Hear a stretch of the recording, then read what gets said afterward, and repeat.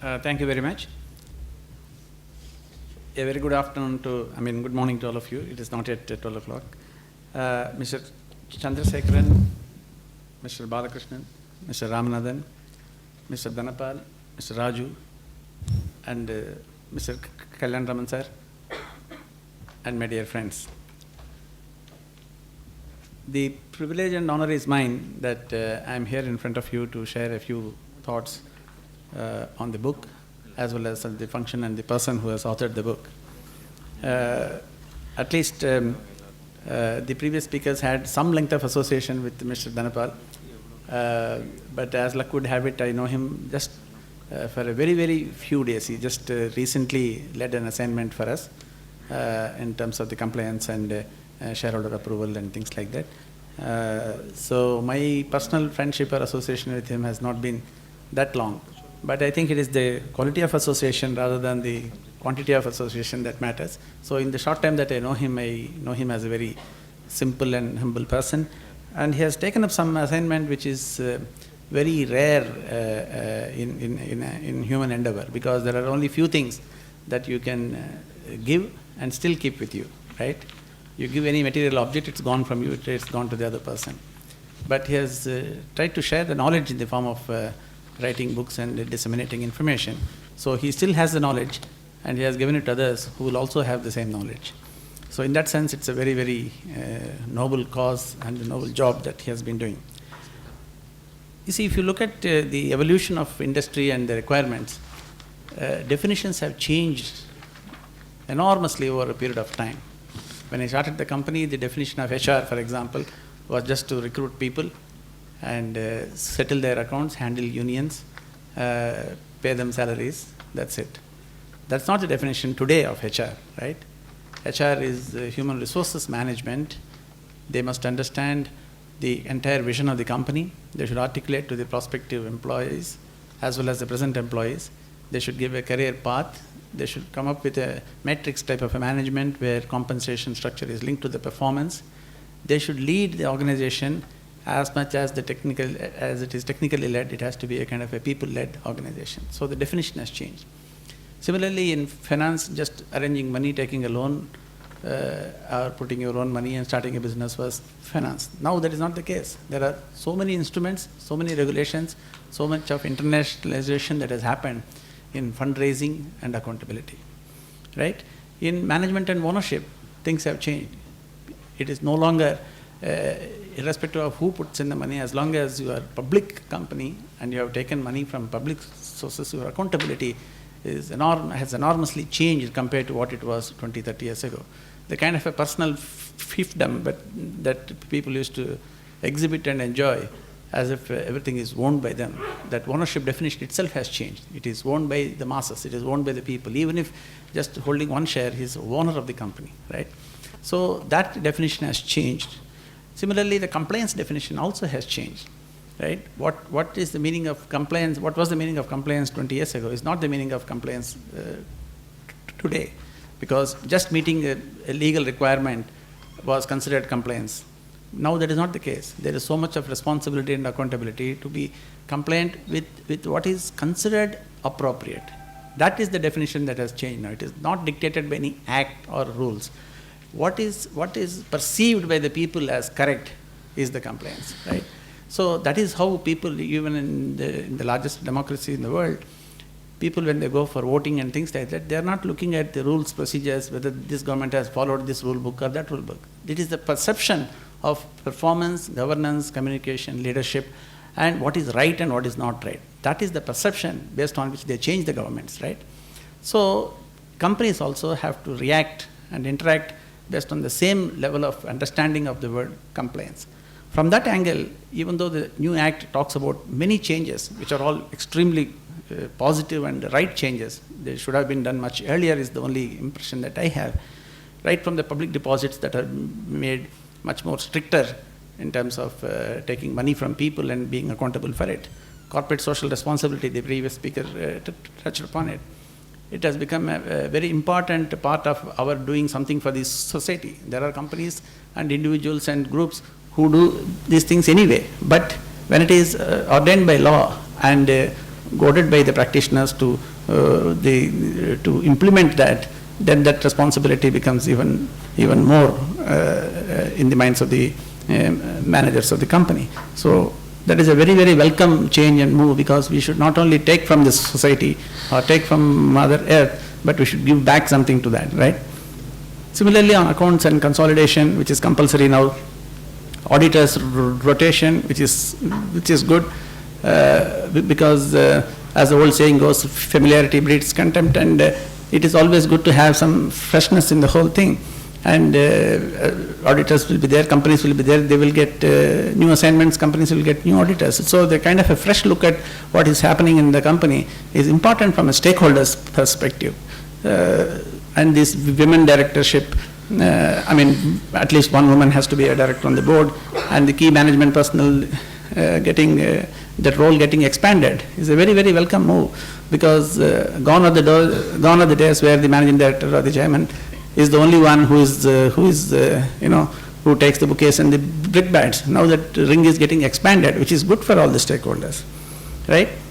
Similarly, secretarial audit is a must now, which is a very welcome move, especially from a company secretary's point of view, because based on certain threshold levels, the complaints from different angles, like cost accountants see the cost audit part of it, secretarial audit, chartered accountants look at the financial audit. So these kinds of things and various committees and other things that are there is extremely useful, and this kind of an act, even if it is not there, I would say that the companies should be practicing those things even when it is not there. That's a kind of level of compliance and awareness that industry and fellow industrialists and also the budding entrepreneurs and students and managers have to keep in mind, because when India is changing and we are getting much more international and so many things are happening in the world, it is our duty to step up on our own instead of being forced by law. But at least there is a beginning.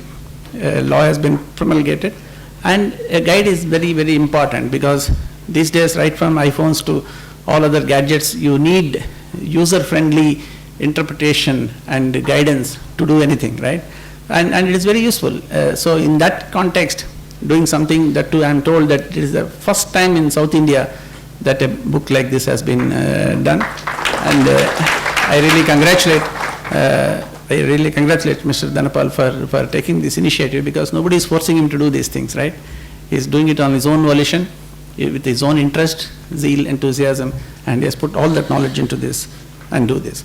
And not only just writing a book and distributing or selling it, or not only having the act with us, it is the implementation that is the key, right? So I said we should go one step ahead, and what is not prescribed in law also, we should try and implement in terms of the perception of what is right for the humankind, what is right for this society, what is right for the industry, and what is right for the governance and compliance. We should have an introspection and try to do that by ourselves. These things are there to guide us, saying that, okay, in these aspects you do this which is considered appropriate. We should even go beyond the law, beyond the legal requirement, and do it. Say, for example, in pollution control, there are regulations in the country, but one should go beyond that and become a zero effluent discharge company, which is what, for example, Lockheed has been practicing for the last 20 years. I'm just giving an example to illustrate a point that one should go beyond what is prescribed to be able to be a leader and a leading icon in some of these initiatives. So this new book, I had a chance to go through it. I had a preview of this, and a copy of that was sent to me a couple of days ago. And it is extremely well written from two angles. One is, normally people are scared, I also went through these exams and passed this ICWSS and all that. So section, act, that language, it frightens people actually. One doesn't want to go through it. But here, it is not act driven or the section driven. It is a topic driven, which is a very, very fundamental change that has been brought about, saying that, okay, if you want to appoint a director, if you want to do the social responsibility issues, if I have accounting or audit, then I can just look up that chapter, and whatever is relevant from accounting point of view, and inter alia the sections are referred. But it is not the section driven, it is the activity driven. As I said, we are all here to comply have the compliance and governance from an activity point of view. So to that extent, it is a very, very welcome change, and that's a fantastic contribution that has been done. And the second aspect of that book is that it is written in a very simple, user-friendly, understandable, common language, not a legal language, which is a very welcome thing, because it's very difficult to interpret and understand the legal words, as someone said, or and other things, we get confused about those things. So from language point of view and from content and the leading to a particular answer point of view, the book is fantastic. And overall, the topic itself, the New Companies Act, is extremely corporate friendly, I would say. And it increased the definitions, as I said in the beginning, of corporate governance. What is corporate governance? Earlier, there was no such word, as one of the speakers mentioned. It was only the central government. Now it is corporate governance. So it has increased the level of corporate governance, increased transparency, increased accountability, and more importantly, it is protecting the investors and protecting the common person who participates in the success and growth of the company. So they have many more rights, which is the right thing to have, even without this act. So I would say that in conclusion, I wish Mr. DHANAPAL all the best in terms of coming up with things like this, and what initiative he has taken should not be either stopped or stalled. I'm sure that he will come out with many more books for the benefit of not only the audience here, but also the industry and budding entrepreneurs and students. So I wish you all the best, and thank you for giving me the opportunity to say a few words. Thank you very much, sir.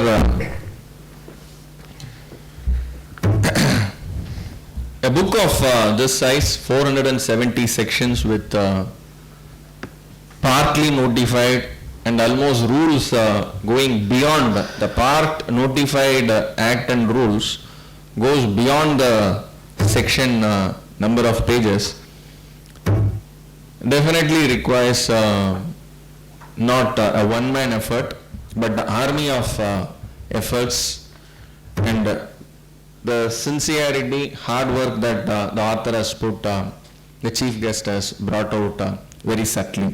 Thank you very much, sir, for bringing that up.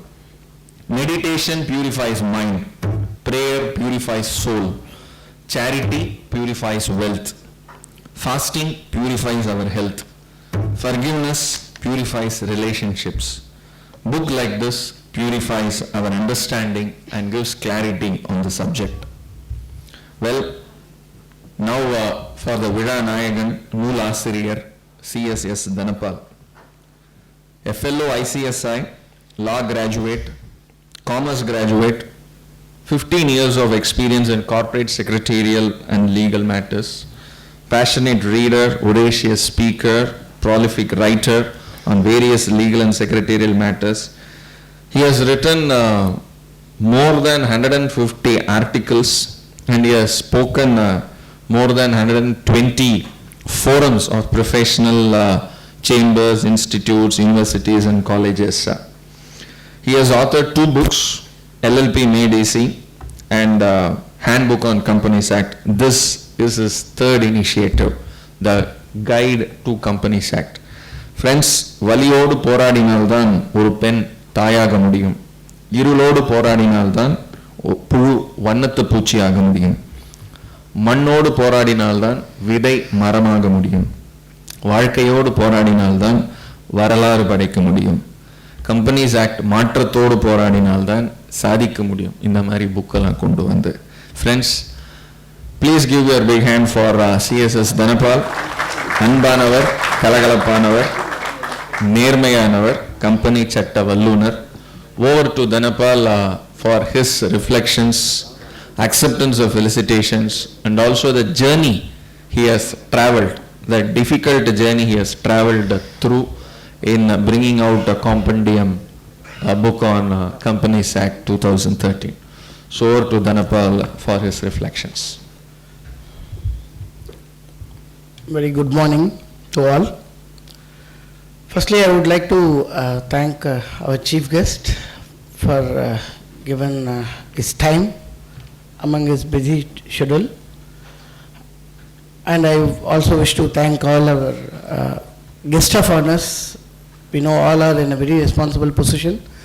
And sparing time for me, that itself I feel it's a great honor to me that they were sparing time for this book release, and they accepted my request of SRIDHANYA Foundation and me. And thanks for all participants who have attended this and who show interest on this book release function. And in fact, Mr. Raju was telling about, to share about journey, how this book has come. In fact, we need a daytime to explain how it has come out. Probably I don't want to waste time, because enough we have to understand the law more than understand how the law has manifested into a book. But still I wish to take a few minutes of your time to see how this book has come into this form. In fact, the whole exercise started in 2009, not now. In fact, writing a book, rather we should say like writing a book, it's like a girl giving out a baby. Almost it's like, maybe when seeing it from outside it looks simple, and probably over a period of time can be spent and can be written. No. And so many things are involved, and particularly I have to say that writing a book on Companies Act is a real challenge. It's not that other act I am going to say that it is easy task, but particularly probably it's so happening in my life, everything I achieving by facing the challenges, and I do it also. Probably to mature me more, the life is giving that, and Companies Act book also is not exception to that. The whole exercise started in 2009.